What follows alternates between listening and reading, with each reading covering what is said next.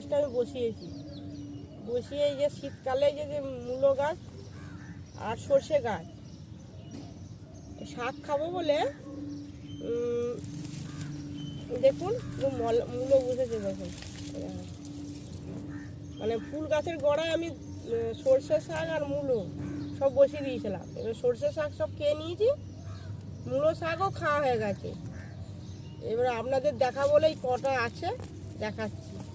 আপনারা এরকম যে কোনো গাছের গাছ এসে বসালেন, তার গোড়ায় এরকম যে কোনো সর্ষে গাছ, মূলো গাছ, খসলা গাছ টবের ধারে ধারে এরকম বসিয়ে দেবে। এরকম বসিয়ে দিলে ফুল গাছকে ফুল গাছও হলো, এর শাকও খাওয়া হলো। শাক গাছটা বেশি দিন থাকে না, তুলে নিই আমরা। এবার তারপরে আবার মাটিতে গোবর ফোবর দিয়ে সার ফার দিয়ে আবার যেমন গাছ বসানো তেমন। এই যে দেখুন কাটিং করেছি গাছটাকে করে, আর এই মূলো, সর্ষে, খসলা এইসব টবের মাঝখানে মাঝখানে দিয়ে আমি শাক খাই। আপনারাও এইভাবে করবেন, আর যদি ভালো লাগে কমেন্ট করবেন, শেয়ার করবেন।